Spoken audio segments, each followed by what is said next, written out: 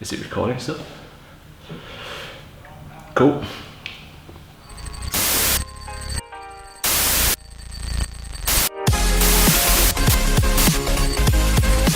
Let's do it.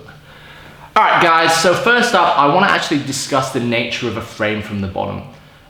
So a lot of coaches will talk about when you frame properly, they'll say elbows inside or T-Rex arms or some other bullshit. That's great.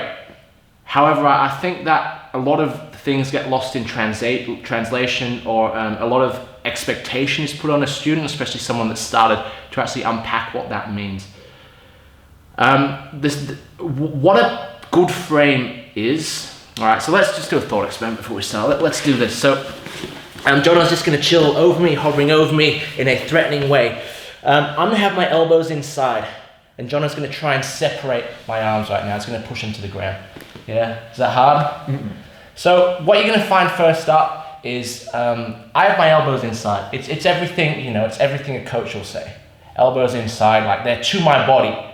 Yeah, it's another big buzzword in jiu-jitsu. Coaches will say, like, you want your arms to your body. If your arms come away from your body, then your partner has your arms and you don't have your arms. It's like, oh my God, like, you don't actually know what you're saying, and it can be quite damaging, because when you see blue belts and purple belts not being able to frame correctly, or like I ask purple belts when I do privates and I coach them, describe to me a frame, and they're like, yeah, it's not a good place to be if you've been doing jiu-jitsu for 4 to 6 years, right? You're unable to describe and tell me what constitutes the most fundamental thing you need to learn in jiu-jitsu in order to get another human being off you.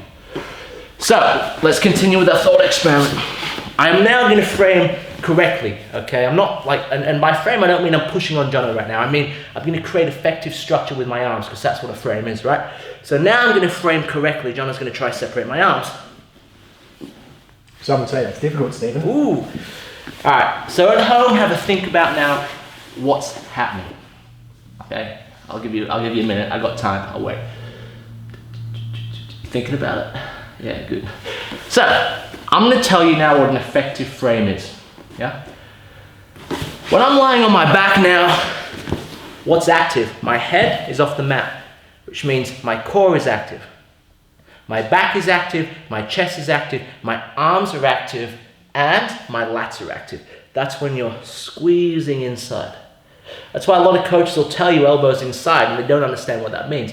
An effective frame from the bottom means you're using compound muscle groups to make sure that your arms are going to be like way stronger than if you were just using isolation and trying to push.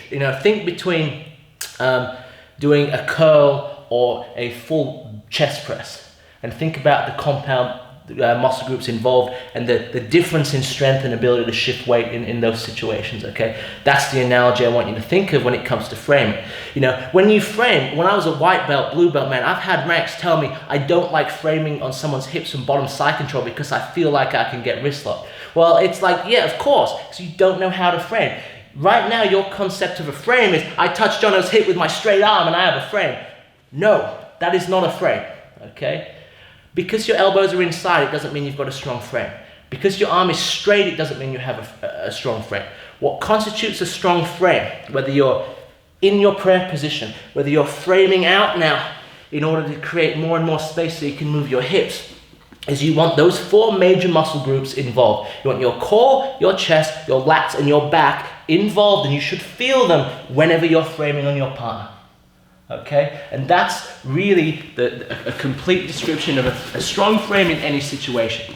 Okay, it's compound muscle groups being used against your partner. Yeah, and that is how you create effective leverage in the form of framing from the bottom. Okay.